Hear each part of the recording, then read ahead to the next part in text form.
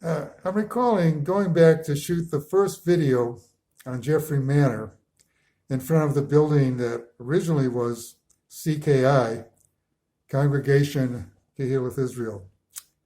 I was with my dear friend, Mark Kolodizner, who is a technical genius who created the video on this YouTube channel. We performed inside the Jeffrey Manor Library.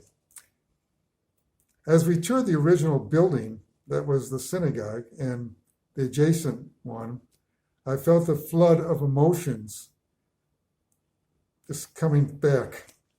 I thought about Rabbi Eliot J. Einhorn dedicating that first cornerstone. The building has gone through great transition. Christian symbols are embedded in the walls outside, but still, the original Jewish star, the Mogen David, maintains a ghostly presence in front, miraculously, through layers of paint. The buildings now have been vacated, padlocked ostensibly on the doors. So much neglect and deterioration on the outside, making me wonder about those rooms I spent so much time in inside. I expressed to Mark of how much vitality and enthusiasm was coming back. Almost like standing there in preparation to shoot was like feeling like I could hear the voices of those kids gathering in front, ready to go to Hebrew school class after the parochial lessons at Luella Grammar School, just down the street. Memories of the bar mitzvah and for the boys and bat mitzvah for the girls with Rabbi Einhorn as he gave us our Hebrew portion, our Haftorah, to recite in our English speech, which he prepared so graciously for us.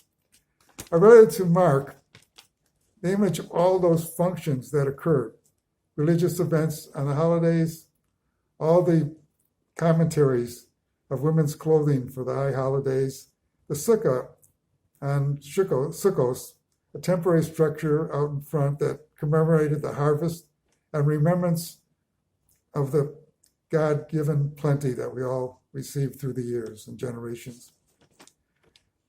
I related the programs like Trees for Israel, in which we collected donations for the new Jewish state, sponsoring a tree, an individual tree, to be planted in the Holy Land with a plaque in honor or memory of a loved one.